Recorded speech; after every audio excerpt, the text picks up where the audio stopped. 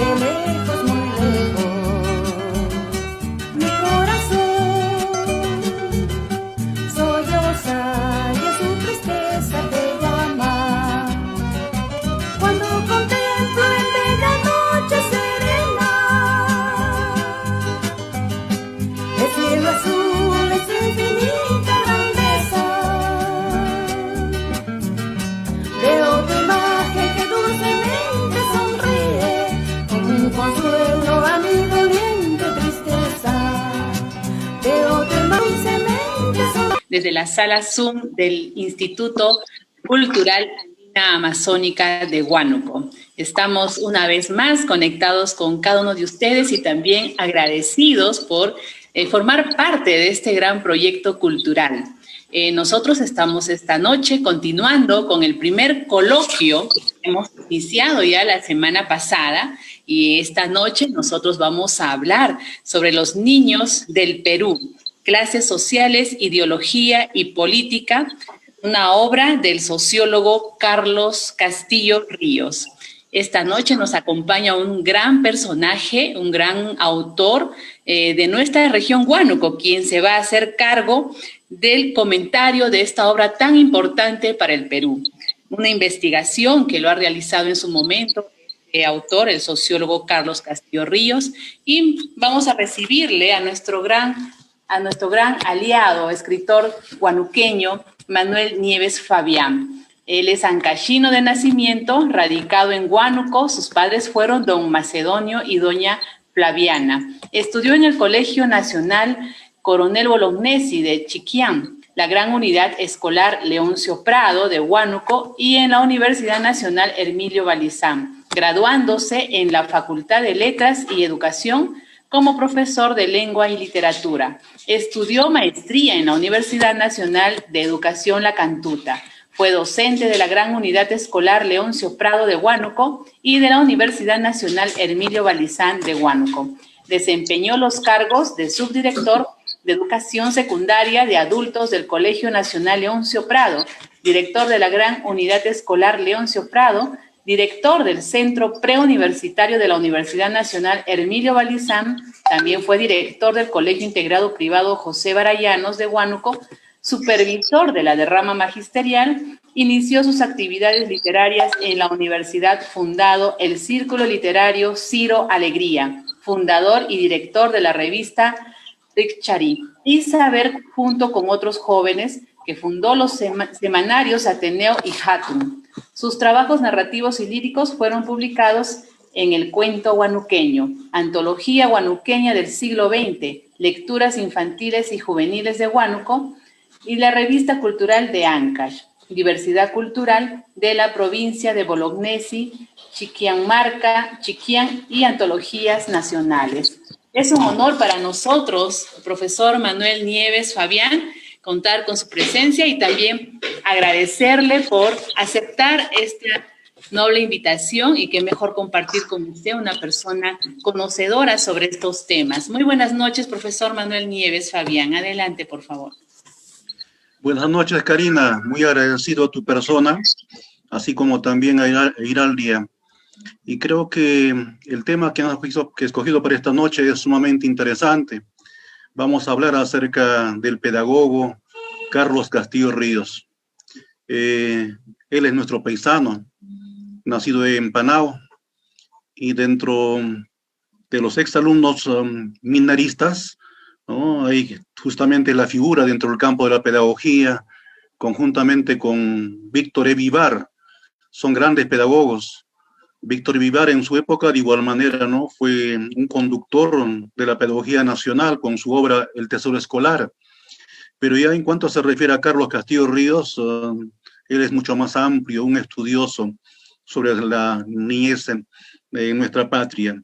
Los niños del Perú es una obra interesantísima, y vamos a tratar de sintetizar, la verdad, el trabajo amplio del maestro Carlos Castillo Ríos. Él inicialmente, en la obra Los niños del Perú, plantea el problema de las cifras a través de los censos. Para el año de 1981, que fue publicada la obra Los niños del Perú, éramos 17.762.231 habitantes en nuestra patria. Hoy en día hemos duplicado, pues estamos sobre los 32, 33 millones, ¿no? Hemos avanzado. Pero hay una situación que también remarca el maestro Castillo Ríos, que muy pocos se han preocupado, inclusive de los censos de los niños. No tenemos cifras exactas. Y sobre el niño en sí, hay versiones contradictorias. Hay dos formas de ver el país. Los de arriba, es decir, los propietarios de los medios de producción, llamados también los ricos, y los de abajo, es decir, las grandes mayorías nacionales. Ahora, según su concepción, los de arriba, ¿no?, son los dueños de las fábricas, de las industrias, de los grandes negocios comerciales. También ellos endiosan la libertad, hablan mucho de la libertad, hablan mucho de la democracia, lógicamente la democracia desde su punto de vista. También hablan de la justicia, pero desde su punto de vista. Los gobiernos de turno, los que sobre todo han gobernado el país, están en esa situación. Tienen alta calidad de vida. Ellos plantean una tesis para no creer, ¿no? Plantean iguales oportunidades para estudiar, amar y producir. Eso dicen. Pero en la práctica es una cosa muy distinta. Mientras los que de abajo, para ellos, según la concepción de ellos, los de abajo son los vagos, son los ociosos, son los subversivos. Y los niños son hijos de padres negligentes e irresponsables. Es la concepción que tienen ellos acerca de nosotros, de la sociedad peruana. Entonces, hablando en torno a la estadística, no hay cifras exactas, ¿no? ¿Cuántos niños abandonados? ¿Cuántos niños desnutridos? Los que no tienen padres, los niños enfermos. ¿Cuántos niños llamados los pájaros fruteros? ¿Cuántos niños limosneros? ¿Cuántos niños son los que trabajan? No hay cifras exactas, no se tiene, porque no se han preocupado. Hay una cifra de la ONU, de la Organización de las Naciones Unidas. Dice esta entidad, para el año 1981, morían antes de cumplir un año, 90 de cada 1.000.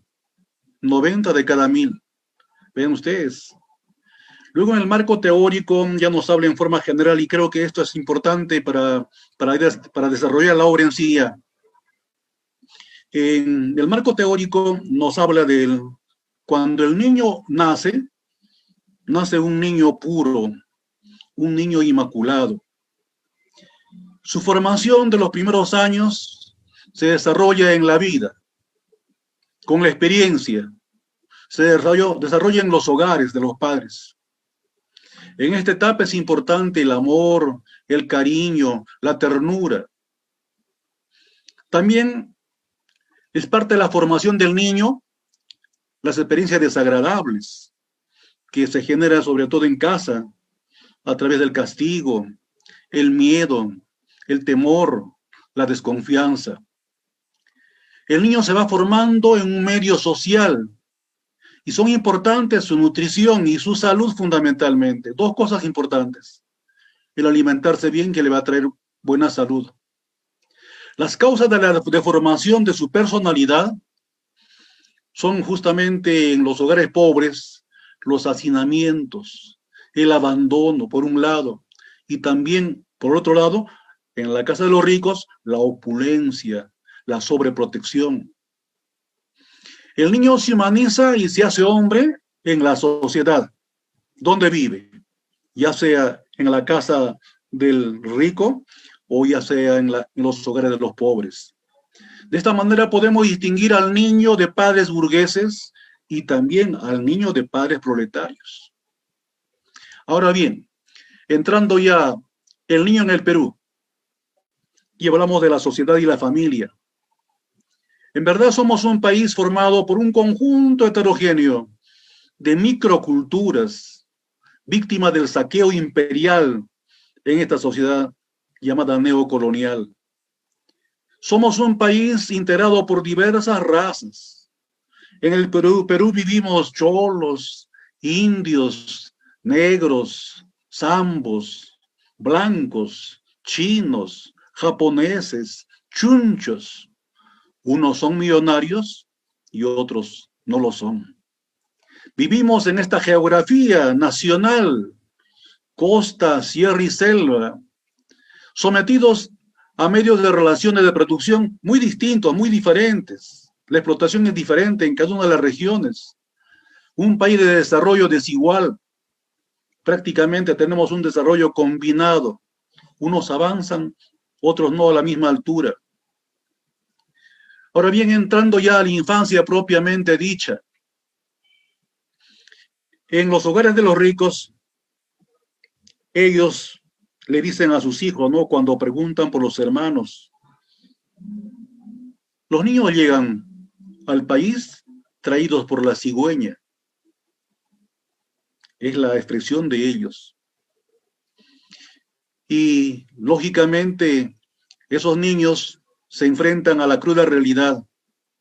Mientras que en los hogares pobres, los papás, ¿qué le van a decir pues que han sido traídos por una cigüeña? Porque el niño ni él mismo conoce a la cigüeña. En realidad no hay información en este caso. Por eso los niños son víctimas del sistema capitalista y también viven o son víctimas de la opresión autoritaria de los padres. Dos cosas, ¿no? Por un lado, el sistema capitalista oprime a los padres y por otro lado, también los padres, ¿no? Tienen autoritarismo frente a sus hijos.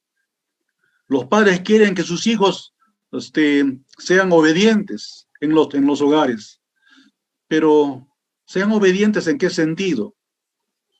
Los niños vienen atados por eso al adulto, a los padres, ¿no? Siempre en una situación sumisa.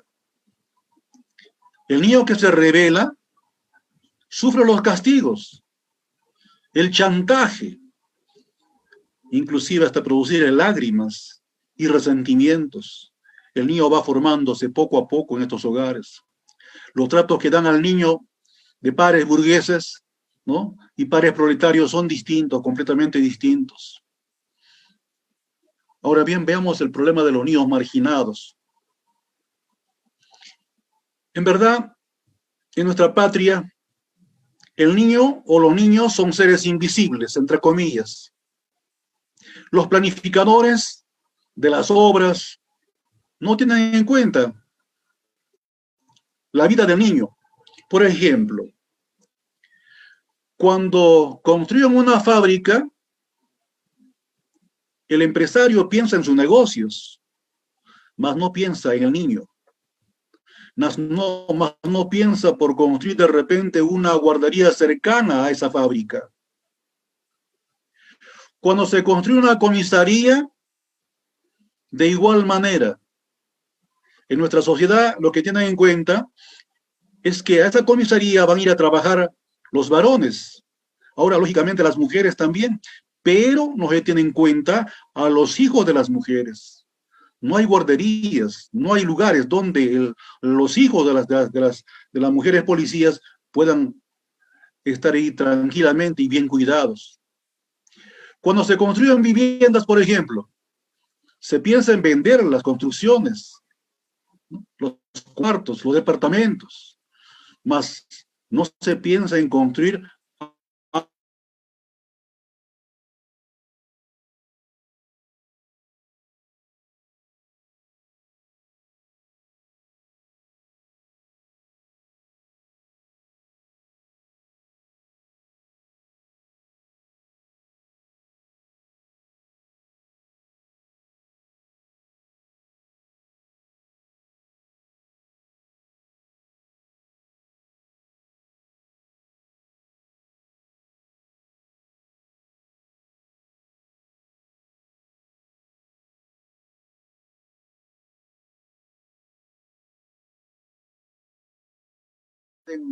venden ropas, sino también venden juguetes, ¿no?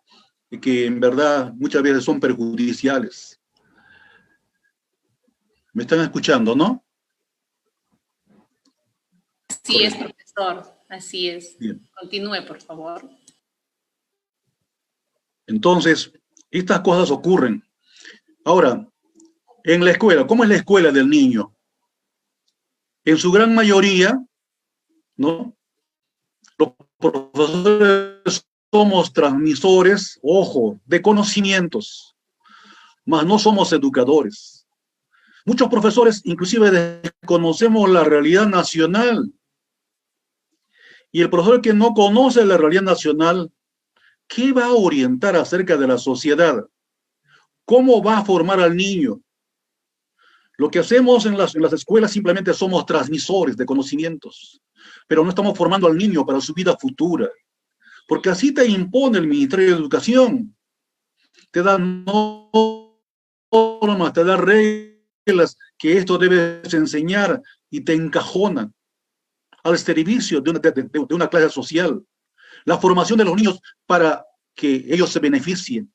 Mas no encontramos a los profesores reflexivos, a los profesores que orienten, a los profesores que hagan conocer lo que es nuestra patria, que les hablen de las clases sociales, que le hablen de la sobreexplotación, que le hablen acerca de los beneficios que tienen los grandes propietarios. Entonces la escuela en el Perú reproduce el pensamiento capitalista.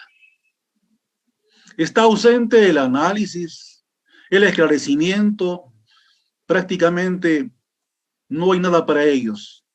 Estamos encajonados, porque eso viene del mismo Ministerio de Educación.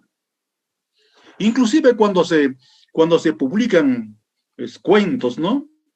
Ellos escogen las narraciones que deben leer los niños. Yo recuerdo perfectamente hace más o menos unos 15 o 20 años atrás, habían escogido, posiblemente en el Ministerio de Educación se les escapó, ¿no? El cuento de Arguedas, el sueño del Pongo. Imprimieron los libros a nivel nacional y repartieron los libros a nivel nacional para las bibliotecas. Y los niños empezaron a leer el sueño del Pongo. Recuerdan ustedes ese cuento, ¿no? Ese cuento es hermosísimo. De repente, resumiéndolo brevemente. El Pongo es el sirviente. El amo, el patrón, tenía al Pongo a su servicio, lo maltrataba permanentemente. Y el Pongo no podía responder ni una palabra por el castigo. Simplemente respondía, sí señor, sí señor. Más allá no hablaba nada. Y en las horas de la oración, cuando los siervos llegaban al patio de la gran hacienda, la víctima era el Pongo. El patrón golpeaba, maltrataba y él no respondía. Pero un día, el Pongo habló de su sueño. ¿Qué has soñado?, le pregunta el patrón. Y él responde, ¿no? Patrón, anoche he soñado, ¿no?, que los dos habíamos muerto. Y como hombres muertos, aparecimos desnudos ante nuestro gran Padre Celestial, nuestro gran Padre San Francisco. Entonces San Francisco dijo, que venga del cielo el ángel más hermoso y que traiga miel de chancaca transparente. Y así fue. Apareció el ángel más hermoso con su miel de chancaca transparente y el gran Padre San Francisco ordenó, ahora enluce el cuerpo de este individuo, José el patrón. Y cuando terminó, apareciste brillando, hermoso, bello, dijo el Pongo. Ah, así tenía que ser, dijo el patrón. Ahí termina. No, patrón. Una vez que terminó contigo, al verme a mí, dijo, ahora que venga del cielo el ángel más viejo y que traiga en un tarro excremento humano. Y se apareció un ángel viejo y ordenó San Francisco: ahora enluzca el cuerpo de este hombre. Entonces el ángel empezó a arrojar el excremento como si fuera barro al cuerpo del pongo.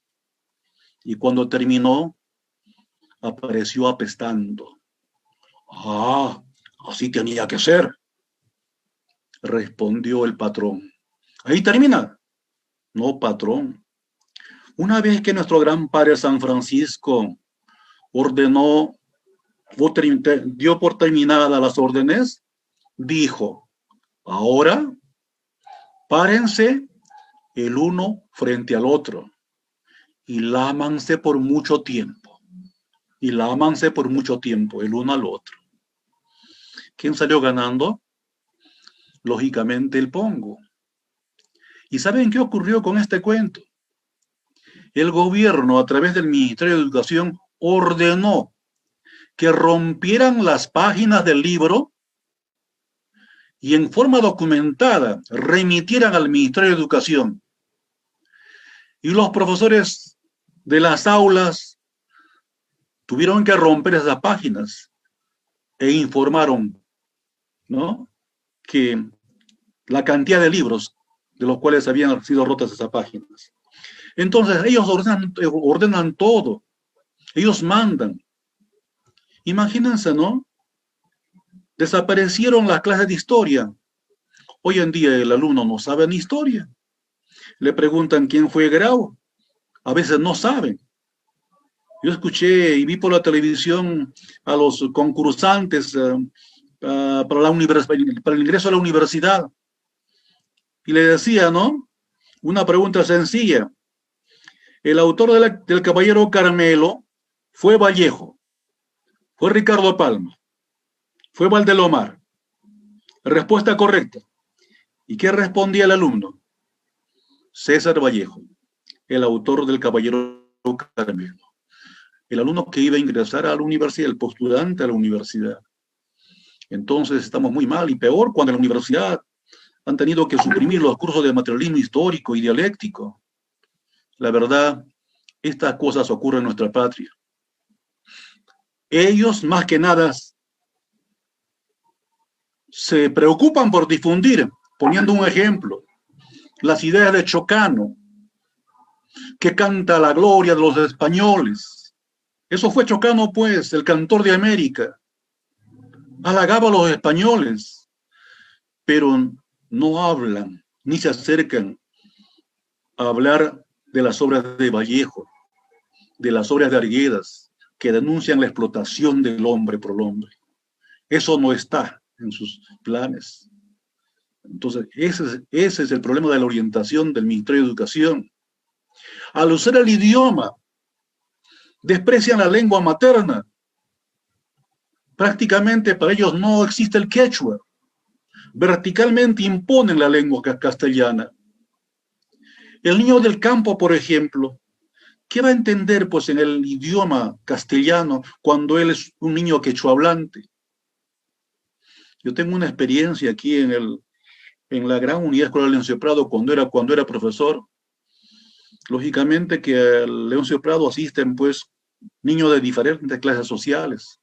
Pero llegó un niño campesino, un niño que recién aprendía a hablar el castellano, pero mucho más se expresaba en el quechua. Sin embargo, este niño soportó durante 3 años, primero, segundo y tercer año. Y los profesores le enseñábamos en el idioma castellano y le obligamos al niño a aprender, ¿no?, lo que es nuestro mundo, más no la de ellos. Entonces, ¿qué estábamos haciendo? En vez de alentar, en vez de llamar la atención al niño, lo que hicimos simplemente fue marginarlo. Y como consecuencia, el niño abandonó. Después de muchos años me encontré en la calle y él corrió y me dijo: mi profesor de lenguaje, qué bien, profesor. Por lo menos contigo aprendí a hacer una carta, un oficio. Ahora soy autoridad en mi comunidad. y me decía en un quechua mal hablado, en su idioma quechua. Estas cosas ocurren no solamente en Huánuco, sino a nivel nacional. Pero ¿qué ocurre en la escuela del niño burgués? Ellos educan para el mando, para el manejo de personas. Actúan con la idea de los padres que están acostumbrados a mandar, a dominar, a ordenar. ¿Y cuál es su escuela? ¿Una escuela pública? No. Ellos generalmente estudian en grandes escuelas de pagos, donde es imposible que un niño del pueblo pueda estudiar, porque las pensiones son altísimas. Y no solamente ellos apuntan sobre todo para que sus hijos sean embajadores. Es decir, ellos ven preparar al futuro ciudadano. Mientras tanto, los niños de las escuelas públicas, ¿no?, son educados para qué, para mandar, para acatar reglamentos. Y cualquier acto de rebeldía o desobediencia son sometidos a castigos severos. Yo les invito a que lean el cuento del Puma de mi profesor Ezequiel Castillo Cárdenas. Fue un gran profesor en la gran unidad de escuela Leoncio Prado. Y él fue el que me inclinó para estudiar lengua y literatura también. Por él me hice docente de esta especialidad. Y ese cuento del Puma es hermosísimo, justamente para esta orientación del alumno que se rebelaba contra los reglamentos. Un alumno, un joven de la ciudad de Juanjuy, llega al colegio Leoncio Prado y venía desde su comunidad, formado en su comunidad para aprender. Pero en el colegio había un regente maldito, un regente severo, un regente que castigaba a todo el mundo y los tenía oprimidos a los alumnos. Tenía una mirada felina. Por esa razón los alumnos le pusieron la chapa de El Puma. Y este alumno de Juanjuy era un alumno inquieto, un alumno movedizo, lógicamente. Y el Puma se ensañaba con él. Según la descripción del cuento, ahí en el Leoncio Prado ya no había ni recreo. Los que salían al recreo andaban como monjes, calladitos, por el patio, por los servicios higiénicos. Y aquel que decía algo era castigado por el Puma. Ocurre que el Puma se convirtió en enemigo del niño o del joven. Y un buen día, de tanto castigo que recibía, este jovencito se puso a escribir a su mamá, que estaba en Juanjuy. Y entre otras cosas le decía: madrecita, aquí en el colegio hay un personaje llamado Puma. Es tan severo, es tan malo. Tú que tanto te preocupas por educarme, tú que envías el dinero mensualmente para pagar mi pensión lavando ropas, tú que te sacrificas por mí, ¿qué pasaría si el Puma me encontrara ahora escribiendo esta carta? Me expulsaría y estaría mi muerte. No acabaría de estudiar. Precisamente cuando escribí esas líneas, el Puma ingresaba al aula y nadie podía moverse cuando el Puma ingresaba. Y sorprendió al niño con el lapicero en la mano escribiendo la carta. Arrancó el papel y muy orondo el Puma se dirigió hacia adelante, manifestando con que escribiendo cartas a tu enamorada, ¿no? A tu edad. Y en esa época no eran niños, eran jóvenes, ya estudiaban a los 17, 18 años, ¿no? En el colegio. Eran épocas antiguas, pues, ¿no? Posiblemente sea una carta para tu enamorada. Entonces, sanción, expulsión. El joven se paró como un resorte para demostrar su rebeldía e increparle al puma, pero al verle sus ojos, el joven cayó y empezó a llorar, porque iba a haber expulsión. ¡Expulsión!, decía el puma, y empezó a leer las primeras líneas de la carta, y se dirigía a una señora que él había conocido cuando estaba en Juanjuy. Lamentablemente las cosas de la vida, ¿no? Este señor, al pasar por Juanjuy, había embarazado a una mujer. Luego lo había abandonado, había huido, y después de tantísimos años volvió y fue regente de la cárcel y también del Colegio Leoncio Prado. Y al continuar leyendo las líneas de la carta, el puma empezó a llorar, y los alumnos que miraban al puma, asombrados, decían, ¿no? El puma está llorando. Y el puma le responde, sí, también los pumas lloran. Y le pregunta al joven, ¿tu madre es fulana de tal? Sí, señor. Lo que ocurría fue que ese joven era su propio hijo. Hermoso cuento del profesor Ezequiel Castillo Cárdenas, el puma, que habla de la rebeldía.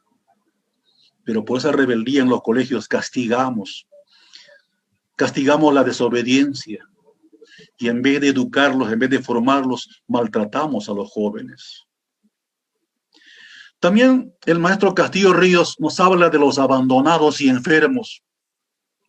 Los niños abandonados, pobres, aquellos que los padres no pueden darle educación. La sociedad para estos niños ha creado pues el hogar infantil, como también el puericultorio, ¿no? Como también la ciudad de los niños, donde se educan estos niños abandonados. Estos niños permanecen ahí encerrados e inclusive reciben el nombre de internos como si fueran presos. Y estudian allí como si fueran lugares monacales, dominados o juzgados. Y en verdad, en vez de ser un alivio, es un castigo para ellos.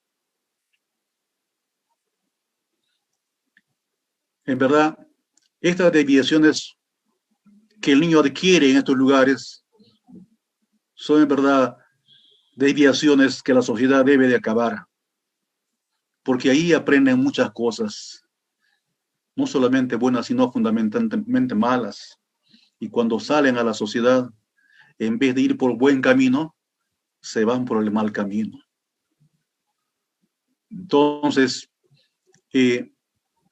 también nos habla de los enfermos, ¿no? De los niños enfermos.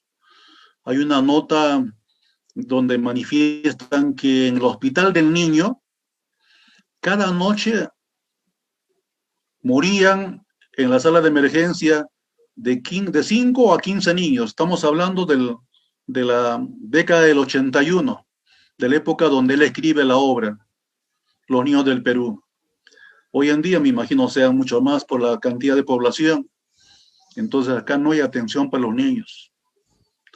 En cuanto a las concepciones sobre la familia, hay dos concepciones. La concepción burguesa, nos dice Carlos Castillo Ríos. La infancia, lógicamente, que es la etapa más hermosa de la vida. La etapa de los cuentos, Entonces, según la concepción burguesa, el cuidado de los niños a esa edad no está ni siquiera al cargo de la madre, sino a cargo de las nodrizas, ¿no?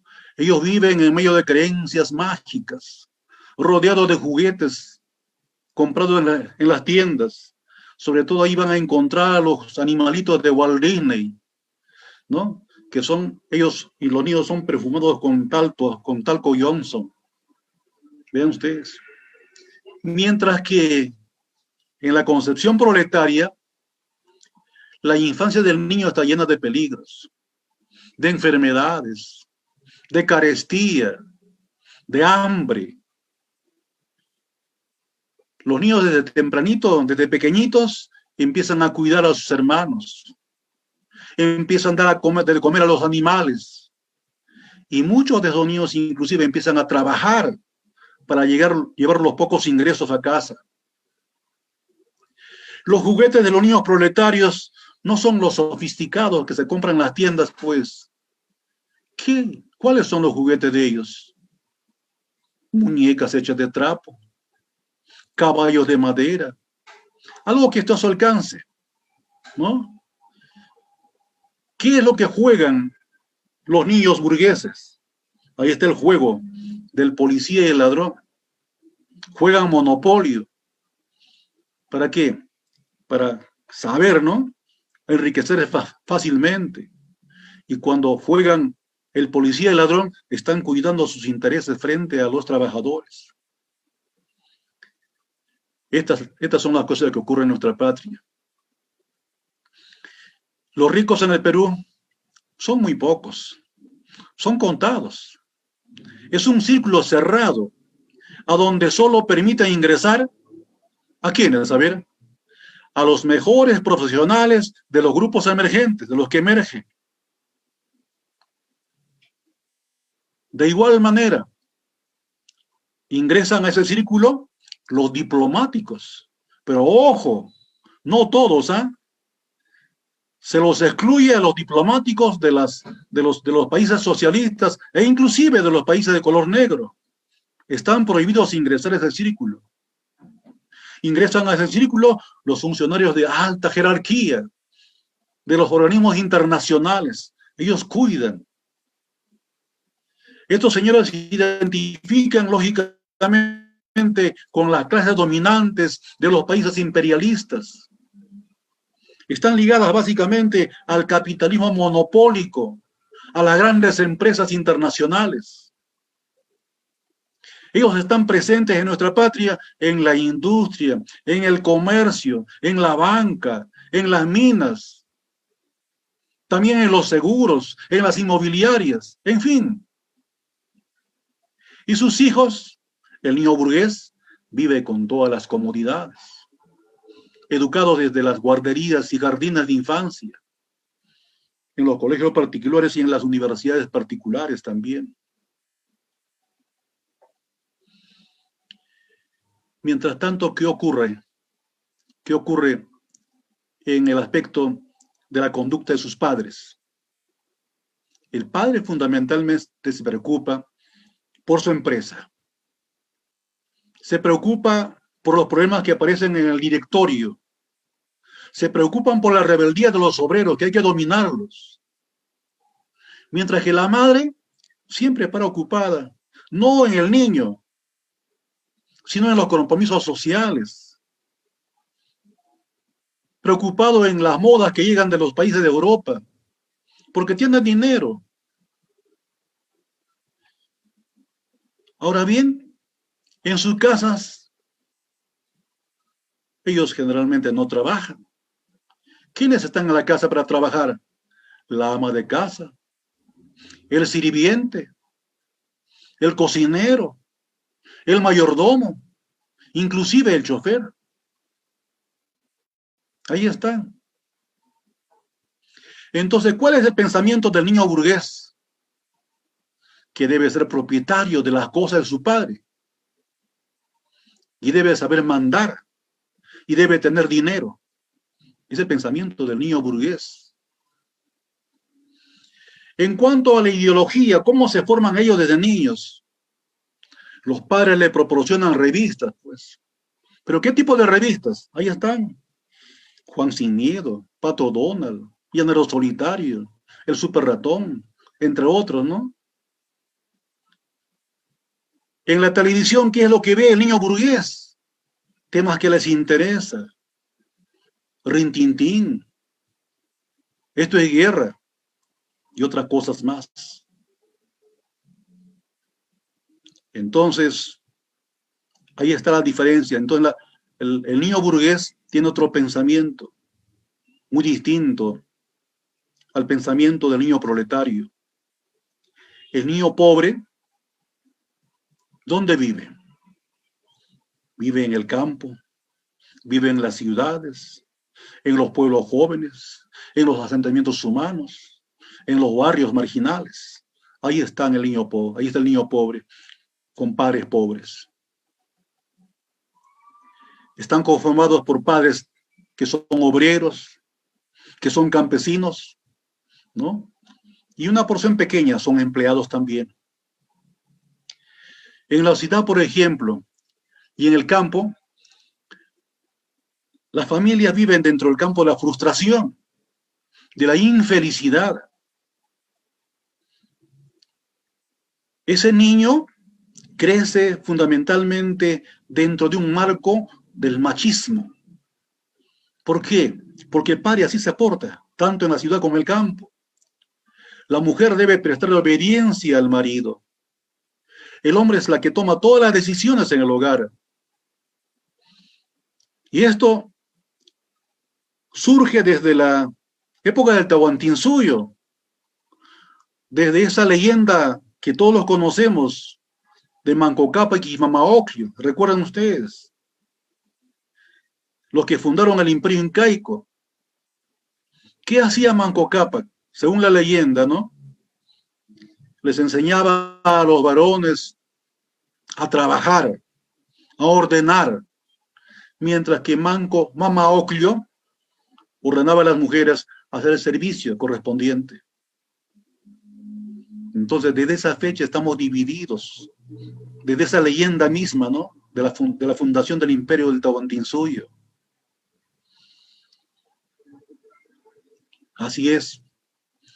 Ahora, viendo ya la contextura del niño proletario, lógicamente, por su mala alimentación, por su mala nutrición, ¿no? Ese niño tiene generalmente una estatura baja. Son desnutridos, son tímidos, son retraídos y son supersticiosos. Su lenguaje es sumamente reducido. Cuando ustedes conversan con ellos, te van a responder en monosílabos. Sus viviendas son realmente ruinosas. ¿Viven dónde? En el campo, en las chozas, en la ciudad, en las esteras, dentro del hambre, la enfermedad, la soledad, el retardo, los malos tratos, los castigos, la desconfianza, la dificultad para solucionar sus problemas. Ahí está el gran problema del niño proletario. Estos niños prácticamente ni siquiera tienen partida de nacimiento. No están declarados en los registros públicos. Por eso, inclusive, hay mucho ausentismo escolar. No van a las escuelas, se dedican al trabajo que trabajan sus padres, la labor de sus padres, ¿no? Y mayormente encontramos niños enfermos. Ahora bien, el aspecto familiar, el ambiente familiar, es cierto que hay buenos papás, pero también hay papás irresponsables. Entonces, mayormente en el ambiente familiar, ¿quién conduce, quién educa, quién orienta al niño? Es la madre. Ella es la conductora del hogar. Mas no el papá. El papá generalmente se dedica a las labores agrarias, en las ciudades de repente a sus trabajos, al comercio, pero ¿quién está a cargo de ellos? en casa es la mamá. ¿Cómo es la inteligencia de este niño? Según Castillo Ríos, que ha hecho la investigación, estos niños, dice, tienen capacidad o no tienen capacidad de atención. Tienen una conducta impulsiva, una reacción inmediata. Reaccionan ante todo. Para ellos, la verdadera escuela es la calle. Ahí se escapan del hogar, muchos de ellos, y se dedican pues a ser lustrabotas, vendedor de periódicos, cuidador de carros. Allí es donde encuentran a los amigos. Allí es donde aprenden muchas cosas. El amigo es el maestro. Ahí el niño se acriolla, ¿no? Y muchos de repente van por un buen camino reflexivo, pero una gran mayoría va por el mal camino e inclusive llegan a los propios reformatorios. ¿Cuándo empiezan a trabajar los niños proletarios, los niños pobres? Desde pequeño, desde cuando se escapan del hogar. ¿Y por qué se escapan del hogar? Por los malos tratos del papá, el autoritarismo del padre, el padre que ordena, el padre que no comprende sus problemas. Entonces, estos pequeños huyen del hogar. ¿Y a qué se dedican para subsistir? Lógicamente, como dije hace rato, unos cuantos serán lustrabotas, vendedores de periódicos, pero la mayor parte se dedican al robo, a lo que llaman o llamamos nosotros los pájaros fruteros. Se enfrentan a la vida y crecen con su propio esfuerzo. A ellos generalmente se les ve pues en los mercados, en los lugares de concentración, en los terminales terrestres, en esos lugares, unas veces pidiendo limosna, mendigando y otras veces trabajando con lo que puedan. Así se convierten en hombres. El niño campesino de igual manera. En el campo mayormente hay una ilusión. Algunos jovencitos van a la ciudad, se van a Lima, y cuando vuelven de Lima, vuelven bien vestidos, llevando relojes de pulsera. Entonces el niño que ve eso se ilusiona y piensa que en la ciudad podría encontrar el futuro. Es por esa razón que el niño campesino abandona sus tierras y se va a las ciudades pensando encontrar esos grandes beneficios. Pero realmente la cosa es contraria, es distinta, es diferente. Llegan a las ciudades a sufrir porque no van a encontrar trabajo. Ahí se dedican a otros menesteres, fundamentalmente ya la delincuencia. El proceso de la marginación, ¿no? Ante la pobreza y la sequía, lógicamente que también los papás abandonan la ciudad o los campos. Si no hay lluvia, hay sequía, va a haber hambruna. Entonces el papá o los papás deciden abandonar el campo. ¿A dónde llegan? A las ciudades. Ya conocemos en Huánuco, ¿no? Antes no teníamos lo que conocemos Pomares, Santa Rosa, o Paucarbamba, o Pilcomarca. No conocíamos, solo Huánuco era una ciudad. Entonces se invadieron los que vinieron del campo. Pero muchos de repente han encontrado algo de bienestar, pero una gran mayoría no. Pero eso no ocurre en las grandes ciudades como es Lima. Si llegan a Lima, ahí les va a encontrar la pobreza, o van a encontrar la pobreza. Ahí van a llegar a los tugurios. Los tugurios a veces se convierten en barriadas y después en pueblos jóvenes. Y poco a poco el padre campesino va adaptándose a esa realidad. Finalmente se incorpora a la ciudad, pero no tiene mayores beneficios. Tiene que vivir de lo poco que gana, el trabajo que tiene. Entonces, ¿qué hacer? ¿Qué hacer frente a esta situación? El maestro Castillo Ríos da alternativas concretas y dice, para acabar con todos estos males, hay que erradicar el capitalismo y dar paso al socialismo. Vean ustedes esta alternativa clara. Repito, erradicar el capitalismo y dar paso al socialismo. Pero ¿cómo vamos a erradicar el capitalismo? ¿Y cuándo vamos a llegar al socialismo? Eso no es cuestión de ahora ni de mañana. Para erradicar el capitalismo tenemos que organizarnos. Tiene que haber lucha confrontacional. Y cuando sea derrotado, recién vendrá el socialismo. Entonces, es una alternativa a largo plazo. Pero mientras tanto, ¿qué hacer ante los problemas que tenemos? Entonces, aquí están las alternativas que da el maestro Castillo Ríos. Por un lado, plantea, se debe propiciar la reforma del sector salud. ¿Para qué?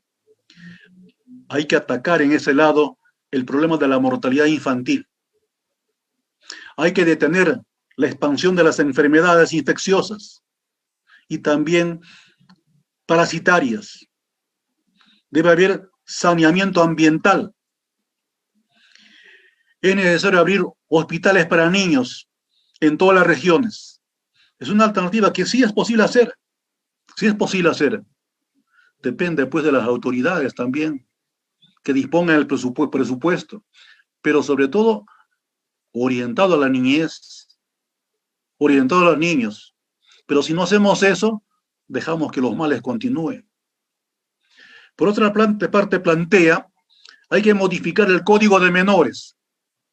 ¿Qué dice al respecto? Los juzgados de menores deben funcionar como instituciones protectores de la infancia. Claro. Entonces los jueces de menores se deben formar como psicólogos y como educadores. Y eso no tenemos, pues. Los jueces de menores actúan desde su punto de vista de jueces, de abogados, pero ellos deben ser formados, según Castillo Ríos, tanto como psicólogos como educadores, para orientar al niño. También plantea, ¿no?, que estos jueces de menores deben aplicar con severidad la sanción a los adultos que incumplen su responsabilidad, que incumplen sus funciones. Entonces, de esta manera, de repente, podemos achicar estos males, estos problemas. Luego plantea la reorientación de los planes de acción en educación inicial y programas de reeducación. Es decir, hay que reorganizar la dirección de educación inicial, abrir más jardines de infancia, lógicamente sin dejar de descuidar las cunas, las guarderías, los programas de educación familiar no escolarizados, siempre mirando el problema del niño.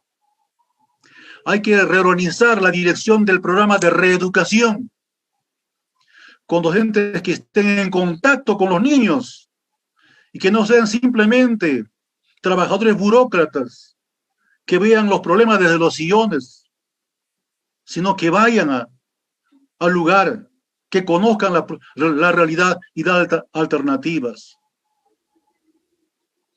Es necesario, plantea Castillo Ríos, hay que cerrar las cárceles juveniles. En vez de las cárceles, hay que crear las clínicas de conducta. Claro, pues. ¿Qué es lo que pasa con los jóvenes? Que se van a las cárceles menores y salen los más diestros delincuentes. Entonces creo que en vez de ello deben haber clínicas de conducta para orientar a los niños. Ahora, eso debemos hacer, porque está a nuestro alcance. Como acción complementaria de los medios de comunicación social a favor de los niños, aquí viene el gran problema. Orientar los programas infantiles hacia el conocimiento de nuestra realidad nacional. ¿Eso se da? ¿No? Visiten ustedes solamente los jardines de infancia. Al ingresar al patio de un jardín de infancia, lo que vamos a ver, ahí son los grandes dibujos. Ahí está Blancanieves y los 7 enanitos. ahí está Caperucita Roja y en fin todos los cuentos infantiles que no orientan nuestra realidad. Y la profesora les cuenta acerca de la Caperucita Roja y que el lobo y el lobo y el lobo, ¿no? El lobo del bosque. Y el niño se pregunta, ¿qué es lobo? El lobo no existe en el Perú. Son animales de otras realidades, de otros lugares. En fin, en vez de orientar al niño, de acuerdo a nuestra realidad, las pinturas deben estar ahí de acuerdo a su edad. Dar a conocer nuestro medio ambiente. ¿Por qué no dibujar ahí los 3 jilcas de Huánuco, por ejemplo? ¿Por qué no resumir allí la leyenda del Pilcomoso? ¿Por qué no resumir allí la leyenda de la Bella Durmiente, pero con una interpretación positiva? Aquí también está mal. Cuando mucha gente dice en Huánuco, ¿no? El Pilcomoso, ¿para qué? Porque es un ocioso, las manos cruzadas, igual la Bella Durmiente que toda la vida duerme. No, pues no es así. Hay que orientar por el lado positivo. ¿Qué significa? Inclusive, esa postura del Pilcomoso puede ser una postura de protesta. Demos esa interpretación. Las manos cruzadas, igual. ¿Qué hace la gente cuando hace huelgas? A ver, huelgas de hambre, huelgas de brazos caídos, y también hay huelgas de manos cruzadas. Protesta. Y el dormir, no simplemente dormir, también es protesta. Entonces hay que interpretar por ese lado, por la acción positiva, y no dejarnos por lo que dicen, ¿no? ¿Qué significa la Bella Durmiente, las manos cruzadas, o otra simbología que nos llevan a la pereza? No, señor. Hay que educar a los niños de otra manera. Hay que eliminar las series, los programas basuras, que en verdad en nada nos educan. Por el contrario, perjudica la mente. Hay que preocuparnos por preparar revistas infantiles que sean desalienantes. ¿Para qué las revistas que tenemos que nos van a alienar la mente? Van a preparar al niño para la obediencia, para la docilidad. No, es necesario ya, a través de la Asociación de Escritores, también ver esta situación. Ir hacia adelante, preocuparnos por la sociedad. Hay que prohibir la importación de estas revistas frívolas, perniciosas, que perjudican la mente de los niños. Entonces creo que estas cosas están en nuestras manos. Y es una alternativa coherente que da el maestro Castillo Ríos. Una obra que debemos leerlo permanentemente si queremos comparar lo que ocurre en nuestra sociedad. Una sociedad de clases sociales. Una sociedad donde unos se benefician y otros son perjudicados. ¿Qué hacer con esta gran mayoría de la población peruana que se encuentra en esta situación de desventaja? Castillo Ríos plantea, ya, acabemos con la opresión, acabemos con el capitalismo, que venga el socialismo. Hoy en día, por ejemplo, están viendo ustedes en la campaña electoral, todo el mundo habla sobre el comunismo, van a ser comunistas, y como si el comunismo fuera un insulto. No es así, pues. Lo que busca es la igualdad, lo que busca es desaparecer estas clases sociales, lo que busca es que no haya estos privilegios. Necesariamente en algún momento tiene que darse, porque eso es dialéctico. Si el feudalismo acabó con el esclavismo, el capitalismo acabó con el feudalismo. ¿Y quién va a acabar con el capitalismo? Una nueva sociedad, un nuevo modo de producción, y ese nuevo modo de producción se llama comunismo y socialismo en su primera etapa. Creo que ahí está la alternativa. Con esto concluyo, muy agradecido. Adelante, Karina.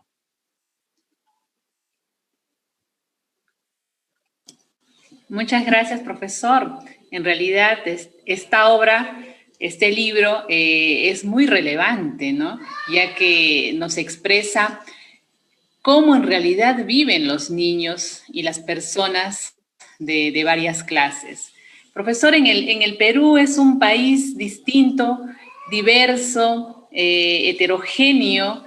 El Ministerio de Educación aún no toma en cuenta en el diseño, por ejemplo, ¿no?, de sus programas, que debe de tratarse en las zonas rurales como en las zonas urbanas, ¿no? ¿Cómo lo ha visto usted, profesor, en estos tiempos? La verdad que estamos sometidos dentro de un molde. Lo que nos imponen no son los pensamientos peruanos, sino nos imponen desde afuera, de acuerdo a su conveniencia. Porque eso quiere, pues, el imperialismo, tenernos analfabetos, tenernos desinformados, cosa que, si es así, para ellos mucho mejor. Su dominio va a durar mucho más. Entonces el Ministerio de Educación no está preocupándose por esa alternativa. Qué bueno sería que el Ministerio de Educación revise la currícula y finalmente se empiece nuevamente inclusive a retomar lo que antes estudiábamos, ¿no? Estudiábamos historia. ¿Para qué? Para conocer nuestra realidad.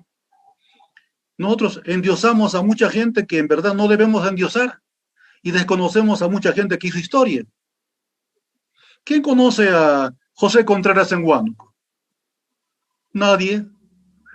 Anoche tuve una charla sobre Esteban Pavletich y su hermoso libro de los años de exilio durante el 25 al 30.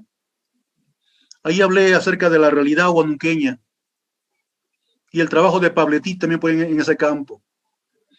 Entonces creo que cuando hablamos de Pavletich, un hombre en su época desconocido, hoy poco a poco estamos ya reconociéndolo, y cuando hablamos de José Contreras ya nadie lo conoce. Aquel indio que dirigió esa famosa rebelión de los campesinos de la margen izquierda y derecha del Huallaga, el año 1812, que lamentablemente fue sacrificado, fue ejecutado por los propios huanuqueños, por el gamonal huanuqueño, y su cuerpo fue arrojado al río Huallaga, un gran líder campesino.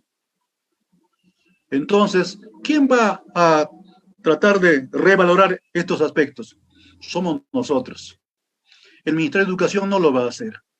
Y queremos tener profesores conscientes.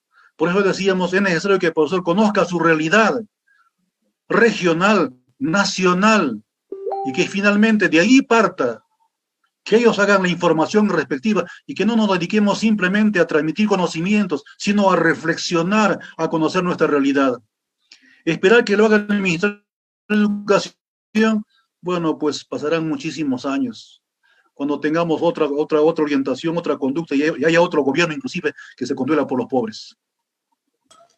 Claro, profesor, eso es muy cierto, ¿no? Ya la educación formal se ha visto, ¿no? Este aparato ideológico, ¿no? Que transmite los conocimientos que le interesa realmente al Estado, ¿no? Carlos Castillo Ríos se basa en demostrar también las costumbres, las tradiciones y cómo se desarrollan las personas en dicho país, ¿no? Bueno, en nuestro país, usted lo ha mencionado, en las instituciones educativas, pues no vemos, ¿no?, los dibujos o algunos personajes en relación a nuestra historia, a nuestras leyendas, ¿no?, que debemos de tener siempre el conocimiento con los niños, que los maestros puedan compartir, ¿no? Entonces, decimos que los profesores están alienando, en todo caso, también las mentes, ¿no?, de nuestros alumnos, ¿no? No se ha visto un estudio psicológico tampoco de los niños, profesor. No sea también ese trabajo, ¿no?, que se tendría. Claro, es que, Karina, vivimos en una sociedad llamada sociedad semicolonial. Somos una semicolonia. Todavía no nos hemos independizado, en verdad. Esta es una larga historia. Cuando se levanta Túpac Amaru, se revela Túpac Amaru, él fue consciente, ¿no?, de liberarnos de la dominación española. Y tantísimos indios fueron tras Túpac Amaru. ¿Pero por qué fue derrotado Túpac Amaru? Justamente por otros indios.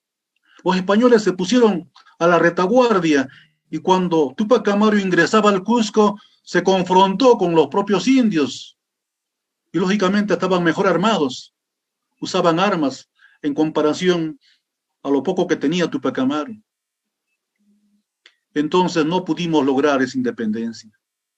Y cuando llegan los españoles, nos convierten prácticamente en su colonia, pues la colonia de España. Nos independizamos. Aquí también es necesario hablar de lo que ocurrió en Junín y Ayacucho. Nos usaron como carne de cañón.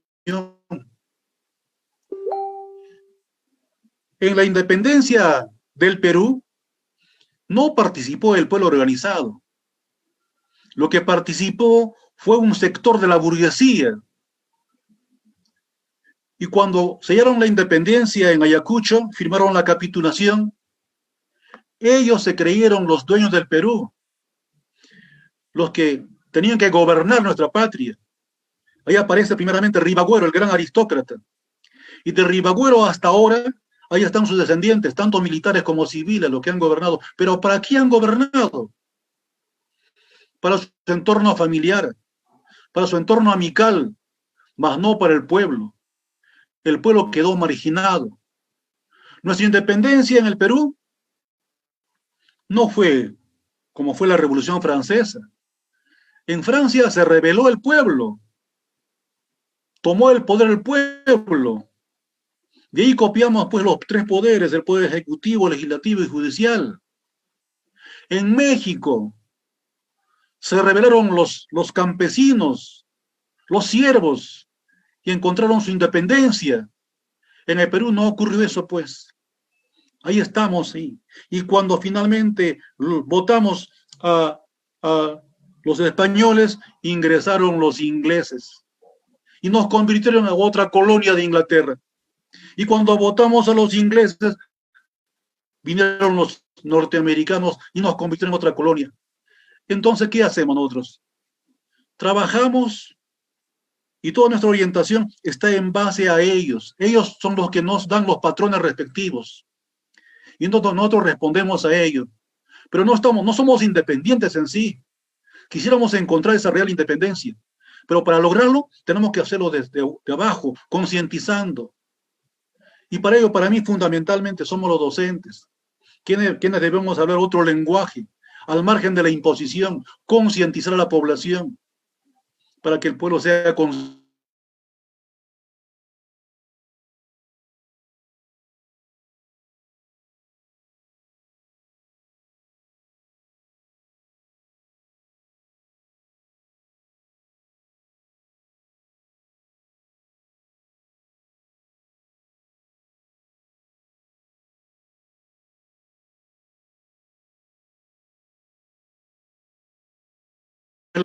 Tu audio está apagado.